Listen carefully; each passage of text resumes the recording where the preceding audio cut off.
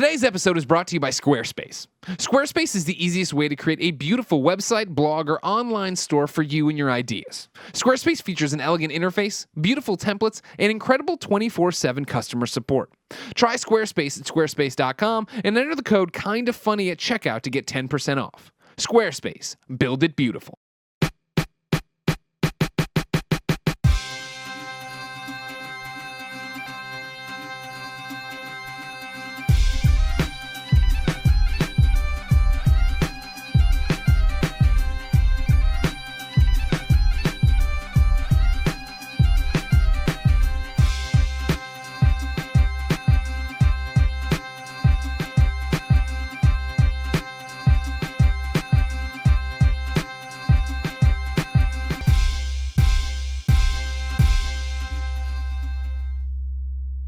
What's up, everybody? Welcome to the GameOverGreggy show. I am one of your hosts, Greg Miller, alongside the producer/seducer, Nick Scarpino. Top of the morning to you, Greg. That's gross. You were putting the beard up your nose.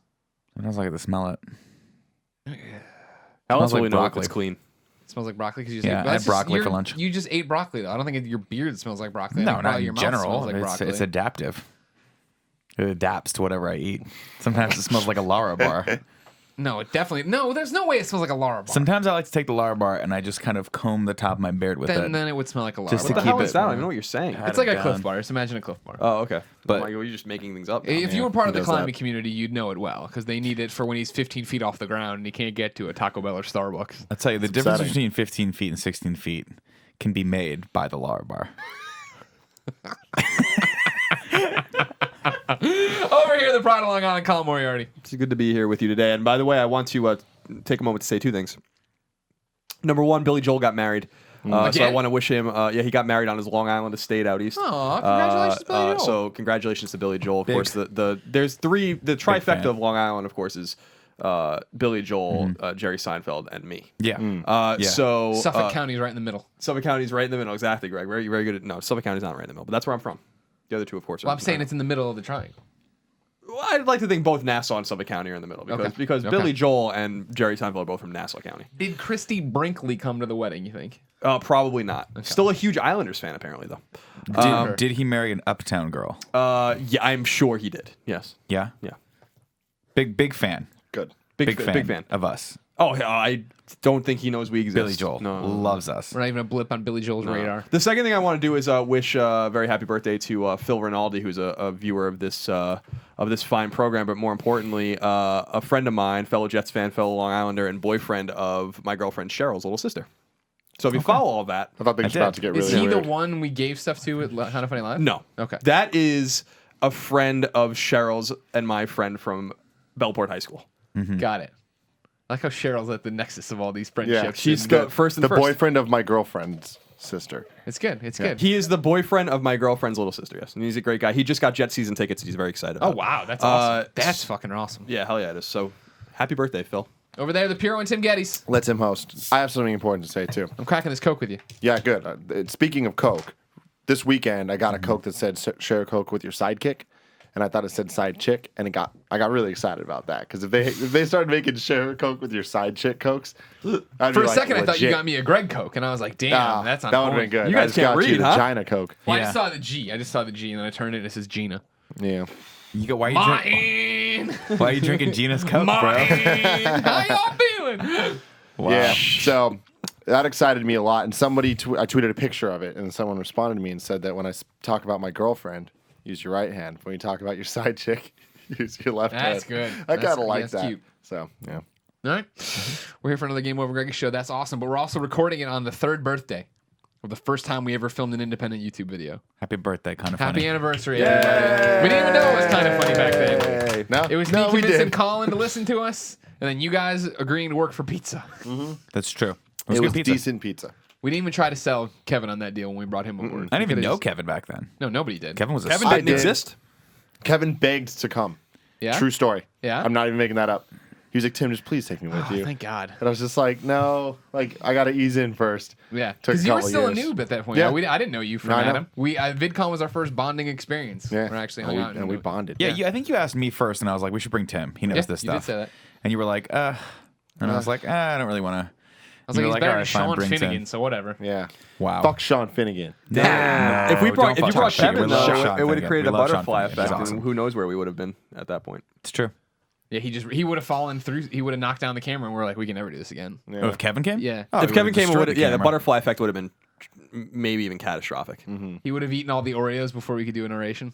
Yeah. You think that if Kevin went back and we shot with Kevin, he would have destroyed the world? Like the butterfly effect would have led to the destruction of the world. World War III, That's sure. what you're saying? Kevin somehow becomes a tyrannical dictator of some separatist country, and it all Peru. started based on that one episode of Conversation with That Colin. one Just fucked up. change. Some things like that happen. That was one of my problems true. with the movie Almanac. Is that they play around with the butterfly effect, they go back and change these things or whatever, but then weird stuff starts happening as if the universe is trying to correct it. And I'm like, that's not really what it is. That's not the butterfly effect. It's that you make a change and that change makes it, Wait, let me back this up for a second. So you just watched Interstellar on your iPad, Yeah. but you've seen the movie Almanac. Yeah, I saw it on a plane, just like when I saw Interstellar. Okay. Where I get all my watching done. Just I'm thinking about double-checking. download. Well, I couldn't. I don't want to buy It Follows, but I want to watch It Follows. Oh, you I wanna should. rent It's supposed to be really it. good. Yeah, I know. I haven't seen it yet. Okay. Do you know anything about a movie named called Sunshine? Sunshine? Yeah. Kevin's shaking his head. He knows something about Talking it. about the space one? Yeah, I just someone recommended it to me, and I don't know Oh, anything you'd about love it. You'd love it. Is it new? No, it's 4, 5, 6 years old. It's got a great cast. I think it's like Cillian Murphy. Great cast of characters. That's Scarecrow. So, yeah, no, I was gonna say I know him. Whatchamacallit? Who's the guy that's played the original Johnny Storm? Chris Evans. Yeah, Chris Evans, Captain America. So is it just everybody from Hold on. comic book movies? Wait, let's take a I step couldn't back remember he here. was Captain America. For a second, Yeah, the first thing I you're like remember Chris in my Evans, brain. the guy that was Johnny motherfucking Storm, not Captain America. That's true. Well, I mean, so I mean, it's great. Same but thing. the plot of that movie is fantastic. I mean, they have to go to the sun basically to restart. 4. That's the. I'm whole point. gonna rent that film. You'd like it. that movie film. If you enjoy that, I recommend the crossover event from DC Comics, Final Night. When I'm the gonna pass on that. Sun Eater came to our I'm gonna universe pass to on eat that. our sun. Let me guess. Is that a Superman villain? No, well, I mean, it was a crossover event. It was an everybody villain. 'Cause it sounds like a Superman villain. Everyone who was a DC person had to deal with the sun being out. Colin. Sun Eater. The sun went out, Colin. I am think the it- Sun Eater. He didn't talk. He wasn't a sentient being. He was just like a gaseous thing. That went Let me throw something in real quick before we get. By the way, I want to throw this in Sun real quick. yeah. Cheryl and I, when she was here this past weekend, watched Your the girlfriend. Nolan trilogy. And as I was saying last week a little bit, I'm becoming a Christopher Nolan fanboy. I'm reading a lot about him. He just really makes great movies. It reaffirmed into my mind how good those 3 Batman movies are. Like, I expected to go into them and be like, oh, I remember them differently and stuff. The first movie's fucking awesome. And it takes too long to get into it, so it's not like you don't really see much of Scarecrow, which is why I like that they inject him in every movie. Yeah. Even though like in the keeps very going. beginning he just gets arrested, but like he's there. But it reaffirmed straight up, and I'm just gonna say that Dark Knight Rises is the best of those 3 movies, and I'm gonna tell you why that is. Okay, it's because the middle movie is a reflection of what happens somewhat in the first movie, but it really is a standalone title in its own way.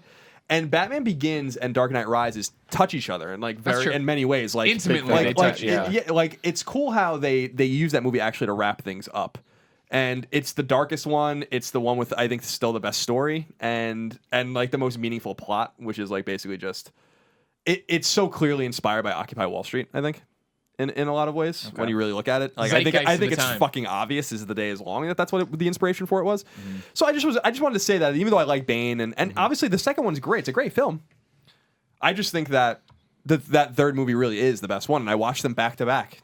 I think the thing that I always wonder and we'll never know is that like what would have happened had Heath Ledger not died. Like what would that have character been in that third movie, and would it have been completely or radically different? My assumption, I was talking to Charles about this, is like I don't know enough about Nolan's process or the process between like having the redraft that third movie, which they clearly probably had to do. But my assumption is that Bane was still the bad guy, and it was still going to go along at that point. And when they break everyone out of Blackgate or whatever it was, or that's where it is, right? That's the prison versus Arkham, the asylum. So yeah. Okay, So yeah, Blackgate was what they broke everyone out right. of. Like theoretically, I don't Joker remember. was presumably going to be in there. Right, I mean Yeah, that was you kind of like when I was watching. I'm like, oh, that's probably when they introduced Joker and Scarecrow, and instead of having Scarecrow was just the Judge. the judge at the Kangaroo Court, but Joker was probably going to be in there somewhere and have some sort of subplot, right? Right. And be ultimately Bane would probably die, and then ultimately he would be the guy that they had to fight. Presumably, but it would have been really interesting. It would be interesting to go back, and I doubt that Nolan would ever maybe he has given interviews about this, but it'd be interesting to talk to him like 10 years from now, like, hey, had that unfortunate event not happened, like what would that have been? I want to say he And has. he must have at some point. Yeah. I mean, to me, like I would have. Kind of leading with a fresh villain is always kind of a good idea, right? Like Joker had his story; it was amazing. You're not going to be able to come close to what they accomplished in The Dark Knight, and so like having Bane come in as a more interesting, kind of more physical villain I think was a good choice. Having said that, I don't know anyone that's necessarily going to agree with you that was a better film in the trilogy. Some I think people agree with me. I think There is a lot. I mean, it's a hotly debated issue. It's a more fun Batman film. I believe the Supreme Court is weighing in on that right now. Yeah. Well, they just got done with gay marriage, so I Right. think this was next on the on priorities. Priorities. If you didn't know, ladies and gentlemen, this is the Game Over Greggy show. Each and every week, 4, sometimes 5 best friends gather on this table. Each bring a random topic of discussion for your amusement. If you like that, you can kick us a couple bucks over at patreon.com/kindafunny and get each and every episode early on Friday. If you don't want to give us any money, no big deal. We break it out topic by topic, day by day over on youtube.com/kindafunny, starting on Monday, finishing on Friday with the entire show when it goes up as an MP3 as well. Now, we've been talking about a lot of movie stuff. I'm starting this episode because we had breaking news this morning. They're doing a Star Wars Han Solo film. Love it. Standalone. Han Solo movie. Ah. No, Tim, it's a solo Han movie. Okay, you can stop now. Okay. The Lego movie directors are on board to do this. It's one of the anthology series. It's going to tell the story of how the young Han Solo became the smuggler and thief who Luke Skywalker and Obi-Wan Kenobi first encounter in the cantina at Mos Eisley. According to a statement by Lucasfilms, the screenplay was written by father-son duo Lawrence and John Kasdan. Kasdan. Kasdan's running? Yeah, Lawrence Kasdan's Lawrence Kasdan's writing a lot of these now. Like he's I think he was or is still on the Force Awakens. Like Kasdan wrote Empire, didn't he? Yeah, they brought him back. JJ brought him back. I know for that. So the that's seventh. significant. I mean, I don't know much about film, but I know that he wrote Empire. No, I think that was the big news when because I think someone else was writing it, and then JJ came aboard and was like, "Nah, I'm gonna get Lawrence Kasdan, bro." And then when they released that big cast photo, like he's in that photo, which is cool. Oh, that awesome! That was a Yeah. really great when they were all doing the reading. in the round. That was also one of the things where he was like, everyone's like, all right.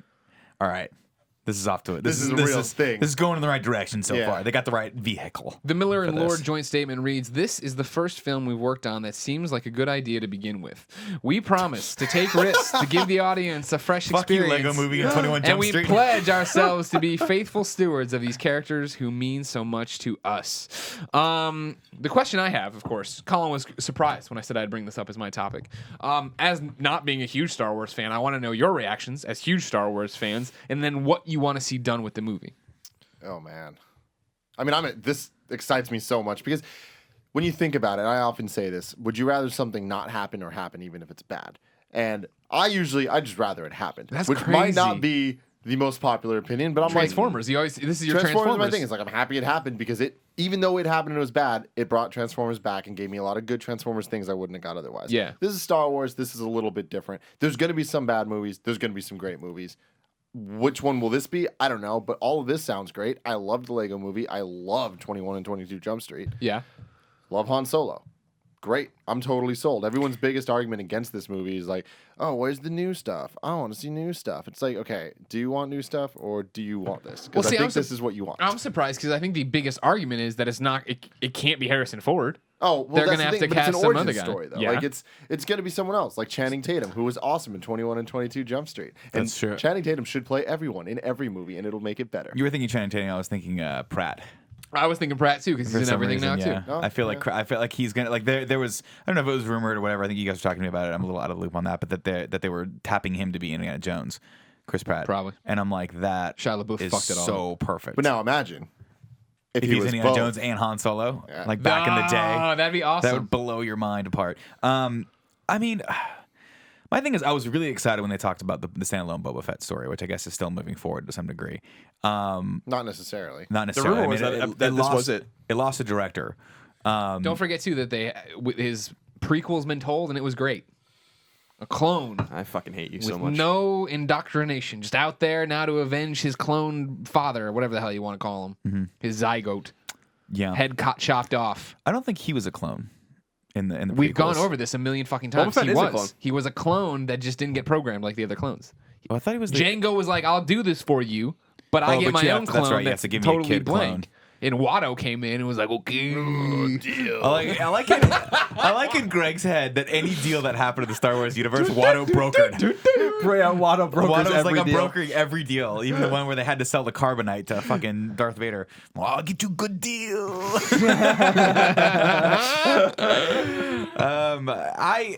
We'll see. I mean, again, I'm not gonna go out there and say I don't want this to happen, because if it's a great film, it'll be a great film. And these guys have a great lineage of making good films. Like, I didn't particularly care for the Lego Movie just because I think I watched it with my wife, and she tends to take a lot of the fun out of those movies that are skewed more toward kids, because she's like, this is too much for me. It's just crazy.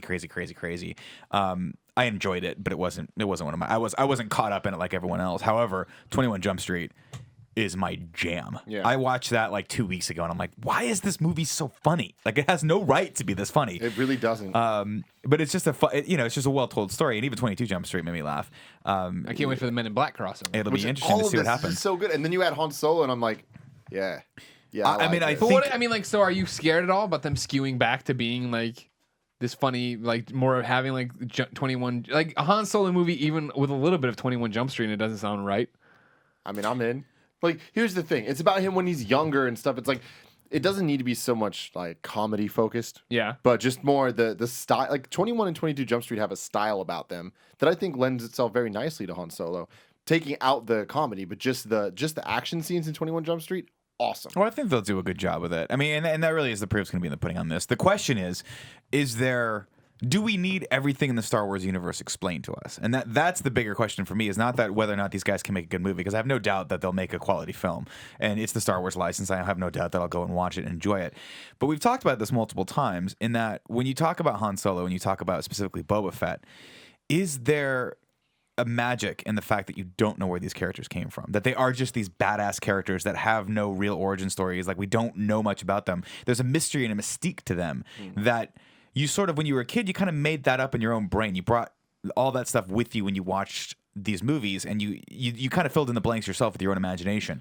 Do we need to have this stuff written out for us? Do we need these origin stories set in stone? Because to me, it's way cooler just imagining what Boba Fett, like all the crazy shit Boba Fett's done. Taking Boba Fett out of it and just focusing on Han Solo, because I agree with what you're saying about Boba, but with Han, it's like, what I don't want is a origin story where he's a little kid and we see all of the things that lead up. Like, that's a little too much information. But just random adventures he had and stuff, yeah, we make those up in our heads. But it's like, I don't think this movie needs to be this is why he is the way he is movie. Just more, these are a couple of things he did. But it will be, and that's the problem. So, I mean, like, the prediction would be this will be the one where he gets his jacket, the Millennium Falcon, or at least sees it for the first time, and then how he gets Chewie in the Life Dead. He's got also, and this is Chewie maybe this an exciting big thing. and adorable. It'll be it'll be porty sized. It'll be porty sized Chewie. Look at him, there he is, Chewie. We're home. Hey, is that Greedo? I'll be 100% on board with this if it is also a Lando Calrissian story, like they're homies. No, see, you're saying all the things you knock the prequels for. That's where he got the Millennium Falcon. Yeah, he has to be in it. And that's see, this is the thing. I've remained quiet long enough.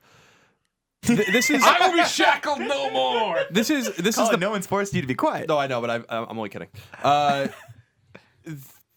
There's a major problem with this, which is one that Harrison Ford can't play the character. I think this is a significant problem. And the reason that this is a significant problem is because he's going to be in the movie that comes out the year before this. So everyone is going to see totally two different Han Solos now. Mm-hmm. You know, I don't care if it's just a movie. It's like, this is the same character. And I don't really think that Harrison Ford's story needs to be told, because we already know how he got to that point. It's not it's not a matter, like, there's minutia there where we have to kind of figure that out, but we know he got the Falcon from a bad bet with Lando. Yeah. We know that Chewbacca owes him a life debt for helping him, presumably on Kashyyyk. We know all these kinds of things, so this is already kind of filled in. The thing about Han Solo is that, like Boba Fett, and I almost say Han Solo might be by himself. Like, Han Solo is kind of a sacred character. I think he's actually more sacred than Luke. I think he's more sacred than Darth Vader. I think he's more sacred than a lot of characters, because he's the only normal one. And that's like what people like. And I don't mean that in any other way than, like, he doesn't have force powers. He's the Batman of the Star Wars universe. Yeah, like, he's actually the only one that's grounded in reality, you know? Mm-hmm. And not only in reality in that world, but reality in terms of his own skill set. He's just a great pilot. He's just a normal person. So you have to be very careful with explaining his story and not removing the mystique. And a lot of the mystique comes from the fact that he is just a normal guy that somehow survived to the point where he met Obi-Wan and Luke at that at Mos Eisley in A New Hope. So I think there's going to be casting issues, and this isn't. I'm excited. I'm always interested to see what they're going to do, but I would rather them do something that explained away things that the prequels fucked up, and I think that's what these movies are going to be good for. Mm-hmm. So, for instance, Rogue One will eliminate any sort of discrepancy between the story told by Mon Mothma and all that kind of stuff, and like what happened after the prequel. So, like, at least we have a little tight little story there, and as opposed to assumptions. And the Boba Fett story was so exciting because it was going to undo the damage that Episode 2 did to Boba Fett's character, which was significant. There is no issue with Han Solo's character. So, like, need to. That's what I'm saying. Is they were smart enough not to have him in the prequels. Yeah. I hope he turns out that he has midichlorians too, like a high level of midichlorians, and he just hides it. He's like, I don't even want to embrace the Force. Wink at a camera. I will say guns float around him. How cool would it be though, is if the origin story butted right up against A New Hope, where at the very, very end of the movie, But no, really, it's him heading to Tatooine. Like, see, with for me, Chewie. that not even being like us, this is all sacred. Like, I enjoy the movies, fine, right? That would be stupid because I feel like you pick up and what Harrison Ford looks like and where we are, and I want this to be set a decade, 2 decades before that. You know what I mean? The thing with the casting that you're bringing up is like it's very true that Harrison Ford is Han Solo, so that's hard to kind of like get out of your mind. But Patrick Stewart is Professor X. But then we get the prequels, and I don't think anybody had an issue with that. You know what I mean? Yeah, but with that, no disrespect though, Professor X is not Han Solo or anywhere. But I mean, remotely. That's true. But Han Solo. with that though, we did get the tie-in. Like, it was cool because that series had kind of ended on a poor note with X-Men: The Last Stand. So that was one of those where you're like, oh, we kind of need a reboot on this because they kind of went off the tracks a little bit. But then in that reboot, they were smart because they had both of them there. And they played so well off of each other and almost antagonistic toward each other in Days of Future Past that you kind of accept that James McAvoy is now the younger Patrick Stewart. Whereas in order to do that, they'd have to go back and forth in time in the Star Wars to kind of put them both in the same space. Not Days of Future Past. The first one, First Class. Oh, First Class. Well, again, First Class was okay. We have to kind of make up a little bit of lost ground with what we fucked lost up the future so bad. Let's just go backward. Let's go backward. But then again, I think it really solidified it for me in Days of Future Past when we saw both of them. When you saw Patrick Stewart in the future being a badass, bald, Professor X, and then James McAvoy in the past in the 70s. I thought it was really cool. But also, to Colin's point, it's true. Like, Professor X is a great iconic character to people who love comics and now people who love comic book movies. But like, Han Solo is an icon. And so you have to treat that with a lot more respect. I mean, Chris Pratt could play him. I think he might be one of the only people that could, unless you go find someone who's unknown. An up-and-comer and unknown, which might be Michael the way they go Rosenbaum? either.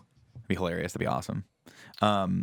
But I don't know. I mean, again, it boils down to this. Like, Greg, you said 2 decades earlier, but in the original films, he was only supposed to be like 30. Yeah, not even. I think, and that was a 10-year-old Han Solo That was story. the thing. Yeah, I mean, but remember the last time that happened? He was only like 30 in the original films. Like, I think he actually was in his 30s when he played that character. Yeah, but I think the character's even younger. I think the character's supposed to be in his 20s. Like, I think because Luke's in his 20s and they're supposed to be like peers. You know, Right. so that is the major point is that for this story to work in my mind, they have to go way back, and we know what happened the last time we did that in Star Wars. So I don't. I'm not saying you necessarily replicate it on Millennium Falcon. I just don't like that character. The way that they portrayed Anakin, it doesn't have to be that way again. But Sure. that character ruined Darth Vader, and so did Hayden Christensen. So like, when you picture those two characters and then you picture Darth Vader, those aren't the same people in my mind. Like, it's just like that's a bastardization of what Vader really was, and you don't want them to go down that road where people have to actually pretend that this Han Solo shit doesn't exist. I do think this is a very bold move. I don't think this is a story you really want to mess with. That's why I was excited about Rogue One. Was it's a story that exists in the universe. It's a story that needs to be told, I think, and is super interesting and very important. And the biggest question we asked about that is, who's going to play Grand Moff Tarkin? That was like the biggest question we had there, right? Which doesn't really matter, right? You can Exactly. get Julianne Moore, great. She's Grand Moff Tarkin, done. Yes. She plays everything. Yeah, so like Tarkin's an important character and a great character, and he was the leader of the Empire. With the Wait, exception which of one was the Emperor. female I'm thinking? Mon Mothma. We were That's thinking Mon Mothma. Mothma, Sorry, that's yeah. what I meant for Julianne Moore. Yeah, no, sorry, I Grand Moff Tarkin. I understand. Grand Moff Tarkin. I'm I getting think my you're Moth right. Tarkin. She could do it. She I could thought do you were it being too. facetious, but No, she could do it. I'm sorry. I was mixing up my Star Wars characters. So that was the biggest question we had. I was like, all right, this is a great story to tell. It's an essential story to how A New Hope comes together. So the biggest question we have is who's going to play Tarkin, who's a character that I love, but not a character that is relevant. Revered. Right, Yeah. but to that point, Call, like that was a story she said. She mentioned one thing in passing where she's like, a lot of good people gave their lives to get this information, or something. I'm paraphrasing. I can't remember what the actual quote was. A lot of Bothans died. A lot of Bothans died, right? So that when I was a kid was like, damn. I mean, that's something you just kind of glossed over there. I would like to know more about that. That is a story that actually begs to be told. Whereas Han Solo's story, really, when you kind of boil it down to its core essentials, is a story that not only doesn't need to be told, it's very dangerous to tell that story because you have a character that's at 100% right now. Like, you're actually operating at a disadvantage going back and telling that story because it's never going to be as cool as as that character just sitting in a cantina in Tatooine. That's the first time we see him, and we learn that he's a gambler and a smuggler, and he's good with a blaster, and he's a cocky son of a bitch. That's all I needed to know about him going forward. Good. That's great character development right there. Let's see what he does in this new set of circumstances where he has to be a good guy and not a smuggler and not a gambler and not a bad guy. But going back and showing me him growing up as a kid and his parents dying or whatever it is, and then being an orphan and befriending Lando Calrissian and them going on the run together, like a buddy cop film, and then all of a sudden like something bad happens and he's like, well, I gotta go smuggle now. I gotta work for the Empire. Oh, the Empire, no, they screwed me over. Now I gotta be a bad guy. Oh wait. And then it butts up against like now he has to find his redemption in New Hope. It's cool, I guess. There's But certain parts of that sound horrible, like the whole little kid and parents dying and blah blah blah. But him and Lando buddy cop from the guys that brought you 21 and 22 Jump Street, sign me the fuck up. Oh, for I that. would totally That be it if sounds like awesome. if they got like Michael B. Jordan to be Lando Calrissian, Oh my that would God. be amazing. Holy shit. But again, it's one of those stories where I'm like, does it need to be told? And that's where I have my my trepidation with this is that again, they've got the odds stacked against them in this. It's a big deal to go back and retell more of Han Solo's story. We're already gonna see more of him in episode 7. I'm already scared about that. Of like, please don't mess that character up because he's perfect right now.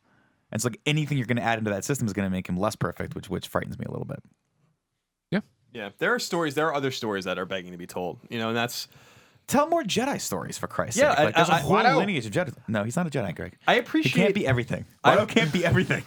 I respect that they want to go back and fill in these stories. I don't want them to ignore the prequels either because that was what was so exciting again about the Boba Fett story was there. It seemed like such an elegant solution, whether it was a rumor, unsubstantiated rumor or not. It was so elegant, the idea behind that movie that I was like, wow, that's brilliant. Like, what else can you fix? Explain what you're talking about though for the people that don't know. So the idea of the rumor about Boba Fett's standalone, which was supposed to be the one that was after Rogue One, so the 2018 movie was, and that was a rumor again. I don't know if it was ever true or got off the board, off Which the is ground. now or, this one. Yeah, exactly. Now this Han Solo one. Well, it's supposed to be that the Boba Fett we know from Empire and Jedi is not Boba Fett. That It's not Jango Fett's son. Right, exactly. Like he clone. kills at some point Jango Fett's son and takes his armor and becomes Boba Fett. And so the Boba Fett we know is the best thing in the world. So it was basically a way to say like, no, the Boba, like, because everyone's like, fuck, they fucked Boba Fett up. I'm like, no, they didn't. The Boba Fett you knew is not that Boba Fett. And that was such an I couldn't believe how elegant that sounded. I was like, wow, like, Yeah, but think I about would have how never many- thought of that. Think about how many possibilities that opens, right? Why did he kill him to take his identity? Was he running from something else? Did he do something Jar Jar. else that was hardcore that he had to get a different identity, or did he see that as an opportunity to kind of skip a couple letters in the ladder or levels in the ladder and take this person's already sort of established reputation and blow it out? I don't know. It's cool. That would have been cool. That sounds really cool. It's awesome. Again, That movie's more exciting to me than the Han Solo. me too. Just because, again, Boba Fett was one of those characters that you were like, I want to see more of this guy. Like, to me, he was the coolest, top 3 coolest characters in Star Wars. Boba Fett. And you only saw him for probably total screen time, like 30 minutes across I would across say all 3 films.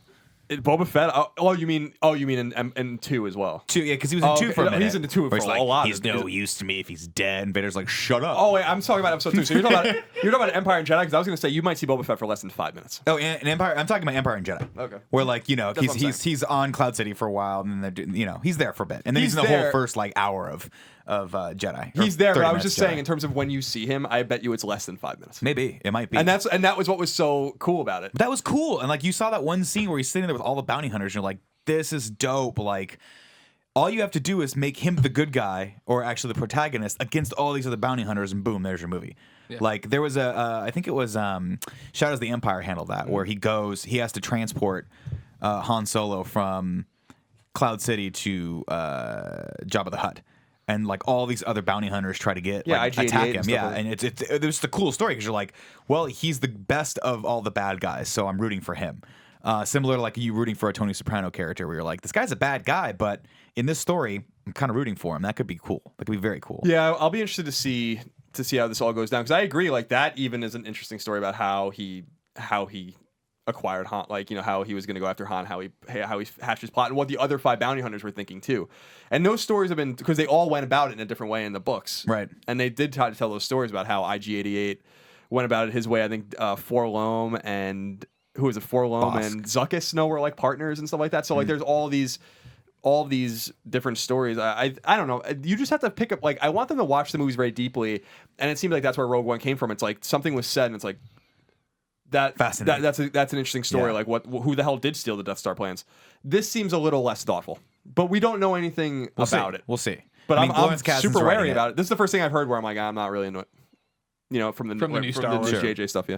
I will say this, and I've said this before. I know it's a tremendous pipe dream, but I really hope that like 10 years from now they just go back and redo the original, the first 3 movies. I want them to just have the balls to be like, you know what, we're going to retell that story again, and it's going to tie into the canon that we're setting up with these last like 6 films. I just think that would be amazing. I don't think that that's necessarily out of this world in terms of an idea. Like I'm sure that idea has come up, and it might be something they want to do. I would love for them to be like, nothing that happened in the first, like when they bought it and they were like, everything, like these things are no longer canon. I wanted them so badly to be like, the prequels are no longer canon. Like, no, they are not real Star Wars movies, you know, and in our hearts, they're not real Star Wars movies. Anyone who grew up with Star Wars from the back of the day, I don't know fucking one of them that likes it, like not a single person. The problem is that Clone Wars, the cartoon, spun out of it, right? And people love that. Sure, you can work just go back and do an alternate telling of the stories. I mean, recast Samuel L. Jackson as even a bigger character in this, and he's going to be the pivotal role. Don't kill Maul. You're right. Don't kill Darth him Maul. Bring his ass back. Yeah, let Anakin fight him. Would have been cool. So like, final question. Like no-brainer stuff, you know? Like, yeah, I know. Do you think, and think through your responses on this before you just shout out your knee-jerk reaction. Do you think in the Han Solo prequel, Harrison Ford will pop up? Will there be some kind of Spock v. Spock thing? And maybe not them meeting, mind you, but him narrating this story. He's telling his kids this story. Yes. Yeah? Narration or something like that? Yeah. Visually seeing him? No. Maybe we'll get some type of like Anakin's shadowy type thing where like he looks in the mirror and it's like, what? He's drugged or something and he like sees old Harrison Ford? The narration thing, that sounds pretty correct. Because the story could end, or the movie ends, and then there's like a bunch of black or whatever, or the post-credit scene, and then it's just like Harrison Ford's voice, and like, but I didn't even tell you about my greatest adventure. Just like Big Boss? Yeah. Spoilers? Yeah. I don't. Han Solo will return in Watto's Revenge. I get you best deals. I don't. You Han Solo. I don't see them doing the narration just because that's out of form for Star Wars, and I think what they're trying to do is keep the. Do I need to read the quote again? Go ahead. Did you read the quote before? Yeah, of course I did. Thanks for listening. God, it was 31 minutes ago. We promise to take risks to give the audience a fresh experience, and we pledge ourselves to be faithful stewards of these characters who mean so much to us. That's a possibility. Yeah. I mean, I wouldn't hate it. It's just we'll see what happens with Harrison Ford being in Episode 7, because I don't know if that character comes across as Han Solo for me again, then I'm all for it. He's gonna be awesome. I don't know. He's gonna be awesome. Even in the trailer, I'm like, oh man, that's so Harrison Ford. No. In the trailer, the first time you watched it, he said, "Chewie, we're home," and you said it. You teared up. Yes, and then so don't be like, no. Then we saw him, and I was like, oh, it'll all depend on how well he comes off in the film. How much Harrison Ford cares. I mean, that's really what it comes down to, right? Because he cared about Indiana Jones, and he in Indiana Jones was good. The Crystal Kingdom of the Crystal Skull. He was not the problem. He wasn't the problem necessarily, but he cared. You could tell he was like, I'm going to get back into this. I'm going to be this character again. But that really is something that you have to struggle with when you bring these older actors back who are so established. Because you have to also remember that Harrison Ford was nothing when he did Han Solo the first time. He was nothing. He had done he had been in like a Kubrick film. I think he was in Eyes Wide Shut. No, that would be hilarious if he's just in the background, like, "Hey guys," with a mask on. Was he You're like, in "Is that American her?" Graffiti? Oh, He was in American he Graffiti, was. and he was also in like I think he was in a Kubrick film that was about the bomb, Doctor Strangelove. I think he was in that, or maybe I'm thinking someone else. It doesn't matter. He wasn't established as an actor. This is what broke him out, and so that was the power of that. Like we didn't know who Mark Hamill was. We didn't necessarily know who Carrie Fisher was. We didn't know who Harrison Ford was. And now, 40 years later, how many films has he done? Like hundreds at this point. It's like he's got to get back into that headspace, and it might be hard for him. All right, Colin, what's your topic? Yes. Well, the last 2 weeks, I went for some heavy hitting topics. So today, which was the Confederate flag and then gay marriage. So this time, I thought I'd bring a little more levity to the situation, perhaps. Maybe Eugene Levity. Eugene Levity. American Pie. Still got it. American Pie. So I want to just talk about it. You know, this will be a quick one. What is your favorite season? So you have only 4 options: summer, spring, fall, and winter, Or solstice. or solstice, Or autumn. which is not indeed a season. Or autumn. Autumn if you're in Europe, if you're in Britain. Autumn's so weird because it's spelt all weird. It bothers me. Always has bothered me, and I will never forget it because in a 2nd grade spelling test, I messed it That was the one that Yeah. got you? That Sorry about goddamn that, brother. silent N. Yeah. I'll get you every time. My favorite is fall. I love fall. I love everything about fall. I like that it's like, granted, we live in San Francisco now, so we have no seasons. But I like San Francisco because it's almost always fall. You know what I mean? The weather here is usually fall. But I like fall in a real part of the country because the leaves change and it's pretty. It gets to be sweatshirt weather, which is awesome. It's Halloween, my favorite holiday. There's good food, of course, with your Thanksgiving getting mixed in there and stuff too. Football's back. You got to go back to school, which sucks. I won't lie to you. All the good games start coming out, though. You know what I mean? That starts. But it's just the smell of fall in, for me, the suburbs of Chicago and Missouri or whatever. But like that feeling of fall. Fall has a feel, that chill in the air. You go out and you pick your pumpkins. You're doing all this stuff. What? You go out and you pick your pumpkins at a pumpkin patch. You ever heard of this? Oh, yeah. All Yeah, right. that's the You thing. pick your pumpkins. You make them. You put them on the stuff. The colors are nice. I mean, even for like when you're drawing stuff in school. You got your browns and your oranges and your reds. You're Making your some- turkeys with your hands. You're making the turkeys with your hands. Yeah. Fall's the best. I don't know, man. I think anyone that doesn't say summer's crazy. You're stupid. It's too hot. I mean, except it's not. If It you're is. born and raised in San Francisco. Even today was Summer. too hot. Today is a hot day. I don't like today, but I don't blame the summer for that. I blame global warming and other things that I don't Damn it. understand. Obama! But It's not Obama's fault. summer is the right answer because you're not in school, and forever that'll be a big deal to me. I don't care that I'm a grown ass man now and I don't actually get summers. Sure. It's one of those things where I see all the kids out there, all those little boys and girls touching each other and stuff. Wow. Getting their boba tea and all Where, that stuff. where I are was you like, at I that you remember see being boys and you. girls touching each other? Maybe you shouldn't go there Irving. anymore as a. We Just do on it the every street, day. they an are old all man. like they do the thing where they're like Yeah. one hands in each other's pockets. And they're walking like penguins when it's like they can't, holding hands isn't enough. They need to be literally wrapped around each other and like walk in synchronization. Cute. Yeah. I'm not down with that because I was always way taller than them. And it's just like, it's weird to get like the motion right with your steps. I appreciate that. Sure. But sure. anyway, these are summer problems, and I appreciate that a lot. And when is Coke best? Yeah, that's right. Summer. What does summer mean? No, it's the best in the airplane. We've covered this. When It's you're the in an best. airplane and you get a can of Coke, that's the best Coke you'll ever No, have. it's the best at the fountain beverage No, place. if you're Because fountain terrestrial beverages and are you're good. on the ground, the best Coke you'll get in little aluminum bottles with the twist off caps. Those things are manufactured from magic. Yeah, I just love Coke. But anyways, summer's great because you're not in school. E3 happens. All these great things happen. E3 happens, gives you blue balls. Yeah, but it's like it's a good jump off point for you to get excited about shit. I like getting excited about shit. I guess, but I mean, like summer too hot. Then I'm talking about. I enjoyed a good summer as a child. You know what I mean? I'm off school, which is amazing. Of course, that's the big pro. Too hot, con. There are no games theoretically. Now it's different, but when we were growing up, dead zone, nothing's happening.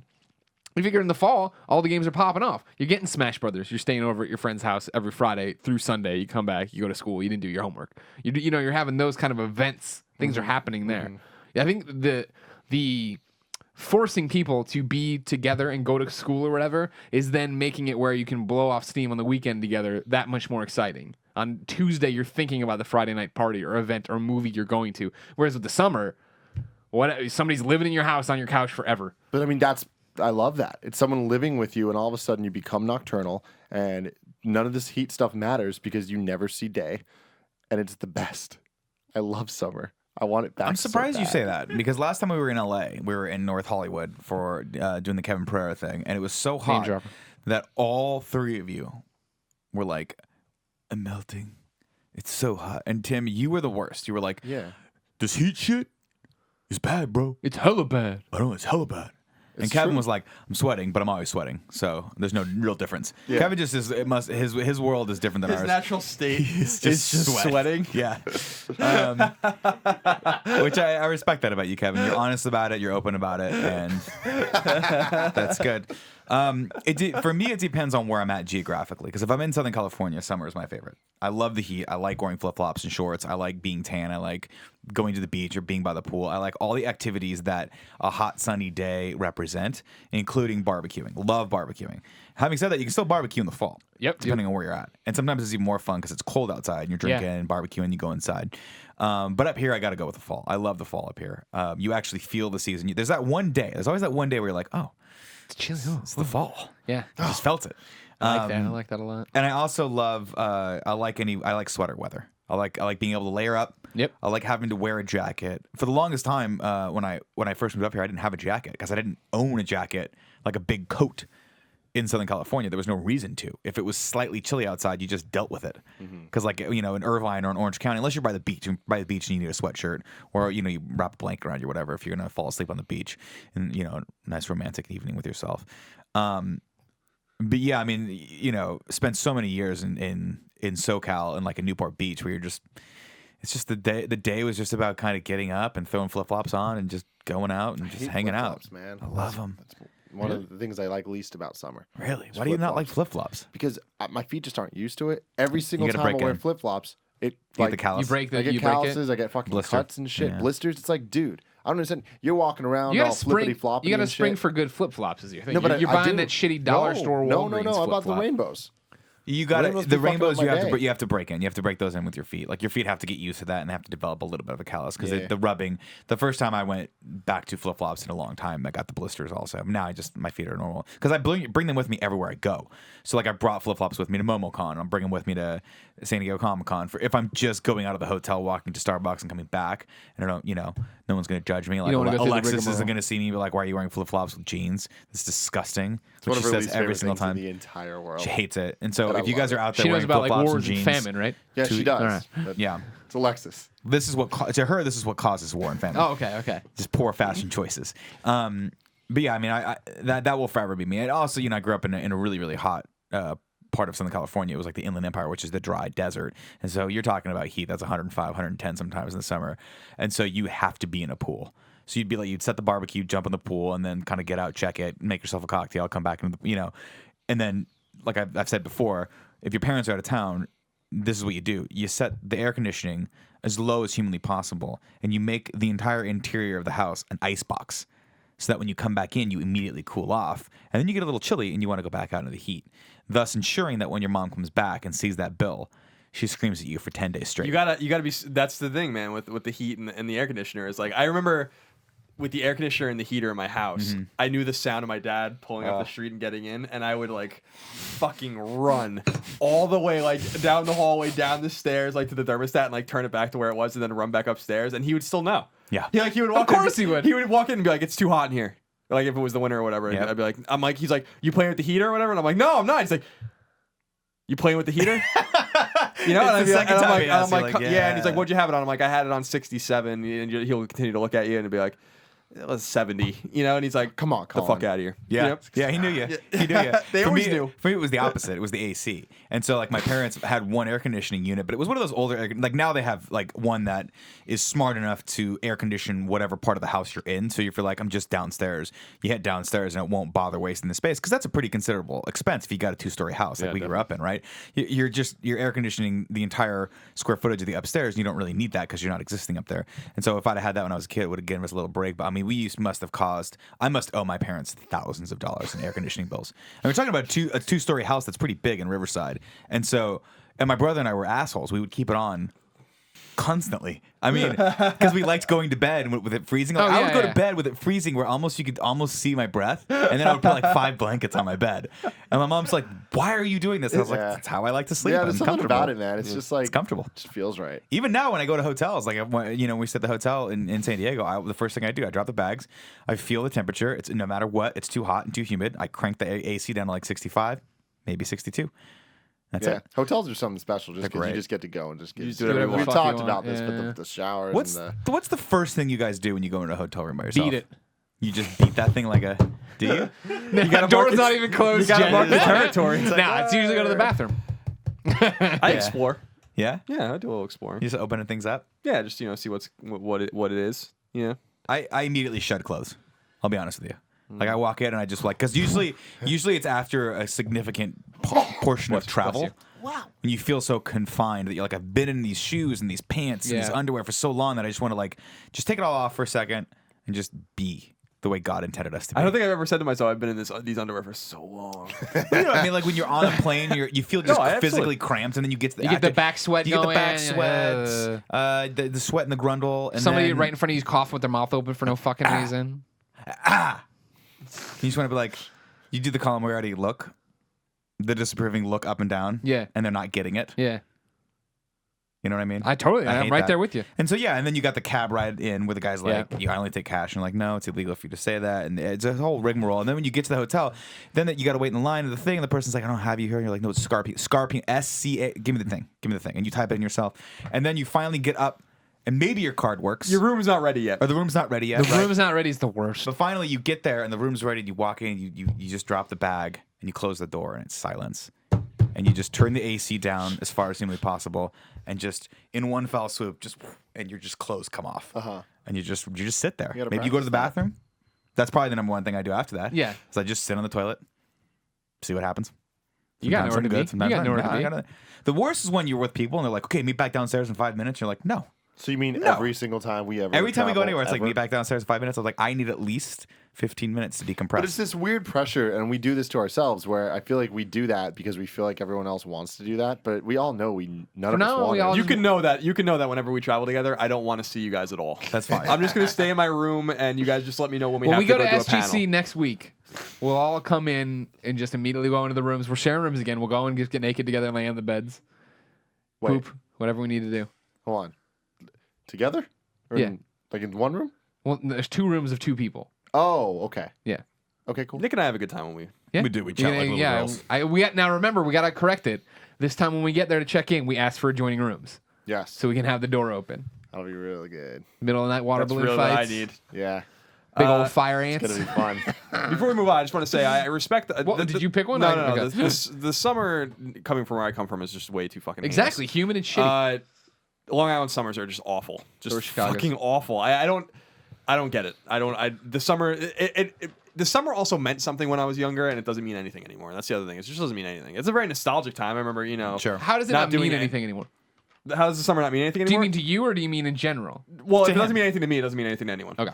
You see, I thought you were just making the declarative statement that summer was now meaningless to the world. To the world. And Well, you're going to say it- with internet or some connection. I don't know. no. Well, the internet might have something to do with that more generally. I feel like the summer just doesn't have any resonance with me after. It wasn't even like in college. My first 2 years in college, I went home, so it even meant something then. But at those last years I was in college, I stayed in Boston. So at that point, when I was 20, 21, like summers were just they didn't have any meaning. I was in No, yeah. class and all that kind of stuff, and just like taking yeah. weird things. Once I got to IGN and I was out of a college town because I worked at the Trib, after college where it was still the economy's based on Mizzou, and I got it, like here it would be middle July, and I'd be like, all right, people aren't in school right now, like that's Yeah. not happening. You know what I mean? You totally lose sight of all that. It's weird because then you get old and your summers go away. But what's been super weird for me is the fact that at IGN, we didn't have summers, but we got winter break still.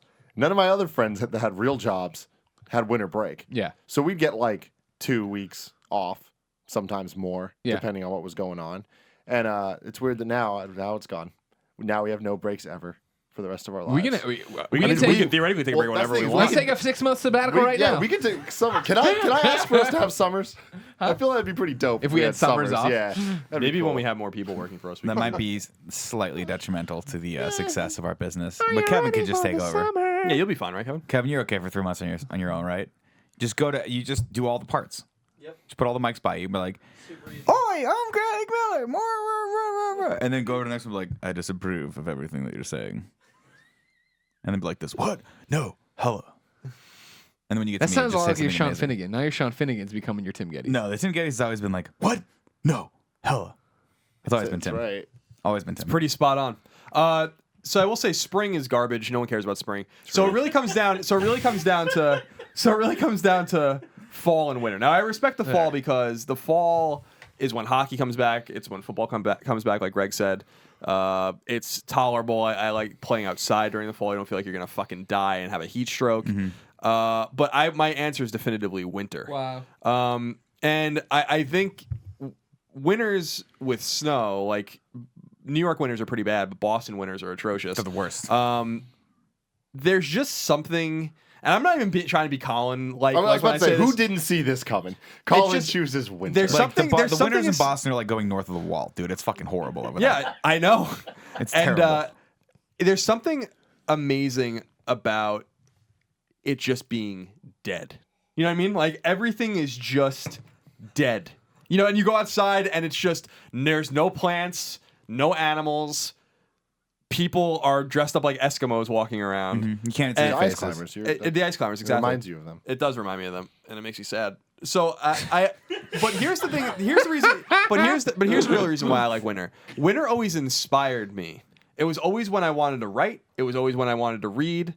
I had a skylight in my room growing up, and I remember like it would be like covered in snow, and I'd like open it to get the snow off, and then it would fall, and there was like a tree that was like over my skylight that was like dead and stuff, and then I'd look in the backyard, and it was just covered with white, and like I don't know, there's something about that brought out a lot of creative energy in me. So like I always liked winter for those reasons. Like I was like, this is when I want to play games. This is when I want to immerse myself in some fiction. This is when I want to kind of just stay inside in front of our fireplace or in front of our wood burning stove and just kind of like read a book or something. I like winter because it's the great excuse to not go outside. Sure. But when you do go outside during the winter, then you do funny things. And we used to in our neighborhood we used to build and by we, I really mean it was instigated by my friends Mike and Brian, would build things like huge snowmen in the middle of the road, which then people would have to like run over to get over them or whatever. Yeah. And there's just a weird rule set to winter. Like there's just To just be a hooligan? Is that what you guys used to do when you went out? no. We just thought it was funny. I'll never forget. We built this huge snowman in the middle of the road, and a school bus just fucking like fucking ran it over. Like, this is hilarious.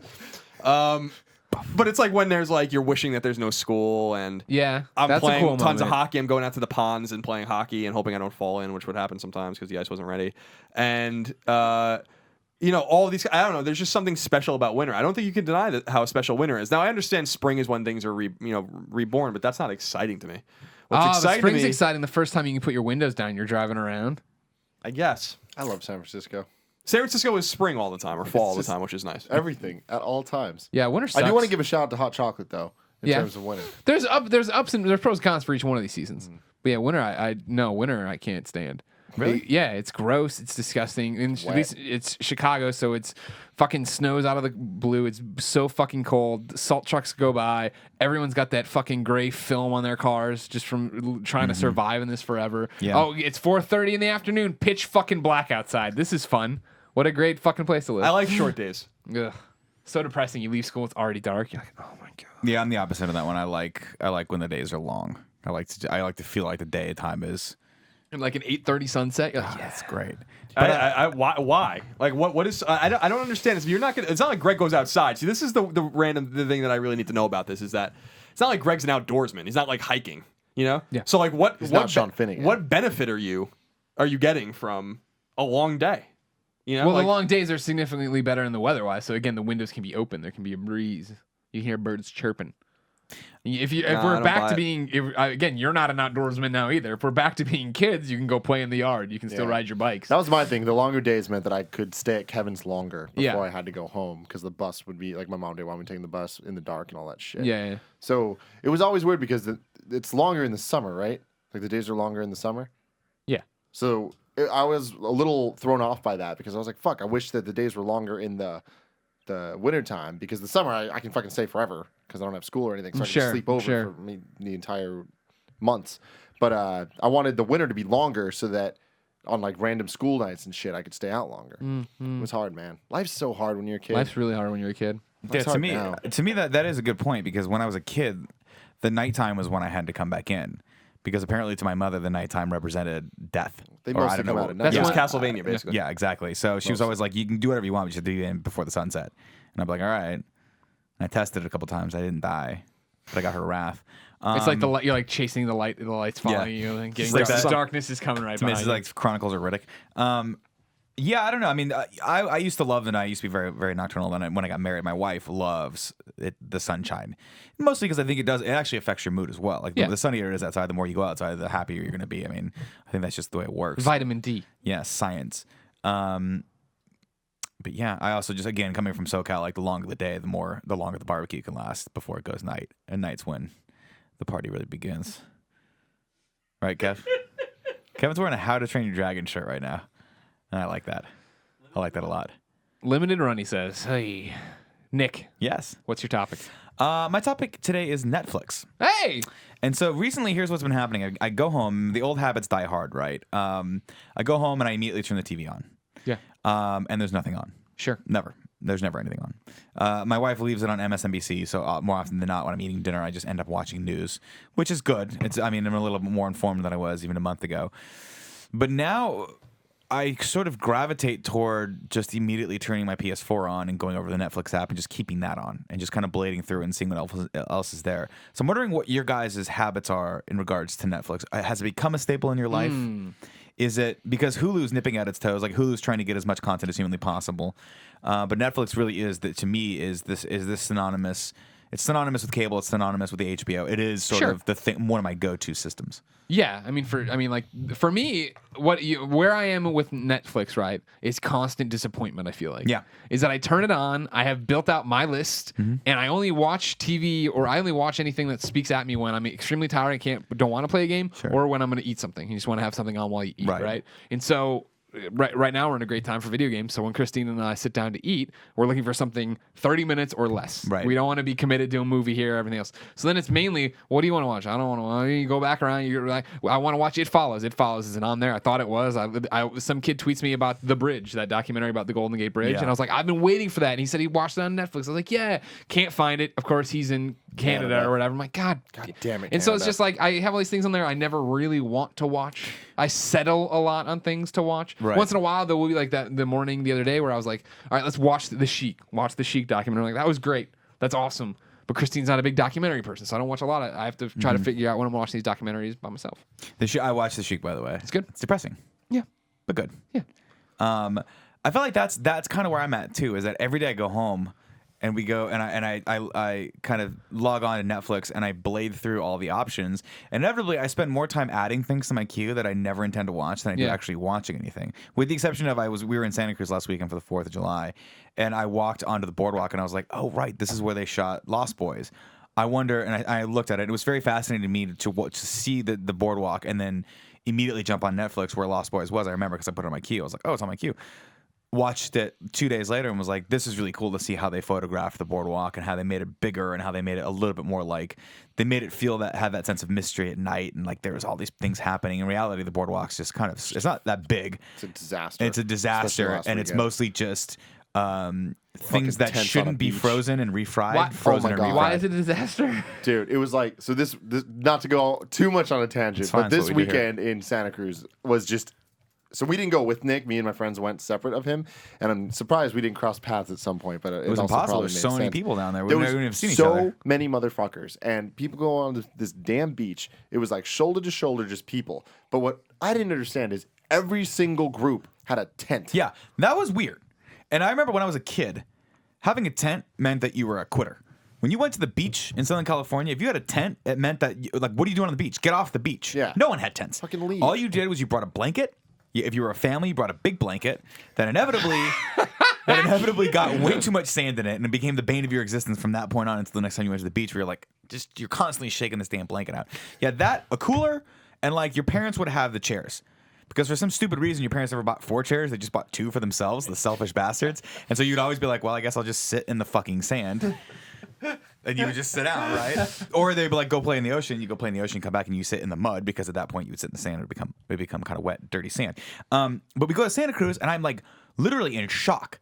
It is wall to wall. Well, there's no walls, but like every square foot of the beach was covered in a gigantic tent.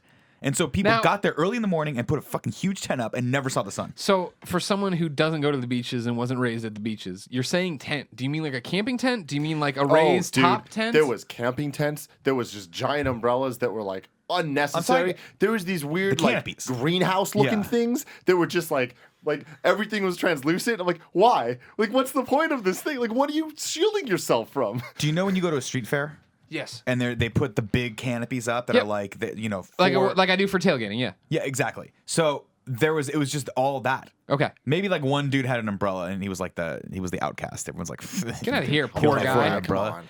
But it was crazy because I'm like, it's not that sunny. It was, but it wasn't strikingly hot. So you didn't need to escape from the heat. It was a really weird weekend, and it was very like San Francisco in weather, where it was like very foggy looking, but it was hot. But then all of a sudden it started raining a little bit. Right. But it's like, what? I don't understand how to comprehend what I'm feeling right now. But it was warm enough to go into the ocean. Mind you, my entire group did not go into the ocean. No. It was just me and Kevin. We had a great time. I'm glad you guys went into But the it was ocean. really cold. And then sharks came, and we're like, well, shit. And then they made everyone fucking leave the ocean. I'm like, Was well, there a panic? Thanks. I mean, it was less of a panic and more of a, oh, is that boat telling everyone to get out because there's sharks? I think there's sharks. Is there sharks? I think there's sharks. Oh, cool. And everyone starts saying, I think there's sharks. That was it. No. That's not It was, yeah, it was like, it was not like the movies. And we had just watched Jaws 3, which is a classic Why would you movie. watch Jaws 3? It was on TV, and we were just watching it. But, like, have you seen Jaws 3? You Not mean in a Jaws long 3D? time. Yeah, Jaws 3D, Yeah. which ends with the shark. It's a JPEG of a shark coming towards them. And they stretch the JPEG's mouth so it kind of like, it warps. It doesn't even like, it's not even a separate image. And it just comes, it hits the glass explodes, and it's the cheapest looking, like everything flying at the screen. And all of a sudden, this shark teeth just kind of like come, I'm like, God damn it, I hate this. And I didn't even get to see that in real life. It was just people like, well, a little tugboat thing going by, like with a megaphone. They didn't even say anything. They just kind of held it up, and everyone just knew we should exit the water. All 4 people that were in the water. Yeah. All of whom were wearing rash guards. Me and Kevin. Yeah, it was kind of weird. I mean, honestly, we went to the most touristy part of the beach. Apparently, there are like the Seabright, which is a nicer beach that I walked by, and I was like, okay, this looks a little bit more like what I'm used to, where it's people are grilling, they're barbecuing, they're hanging out. There's not a lot of umbrellas, and they're waiting for the sun to go down to watch the fireworks, which I You thought a was beach really cool. snob. I'm not a beach snob. It's just to me. The experience of growing up around the beach and going to the beach holds a special place in my heart, and that's you're supposed to be really uncomfortable. When I was a kid, that's just what that meant to me. Was, hey, we're going to the beach, and I'm like, great. This is combining 3 of the things that I like least in the world. 1, taking my shirt off. Yeah.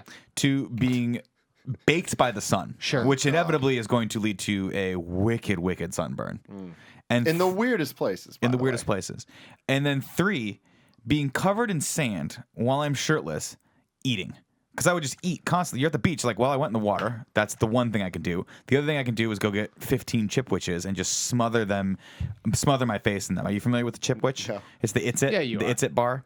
Ice cream sandwich. It's like an ice cream sandwich with the little chocolate chips around the side. I used to get those all the time, or the frozen banana, which my wife and I got this last night. I was like, I'm gonna get a course frozen banana. you Like, let's did. get a frozen banana. Of It was the course. bomb.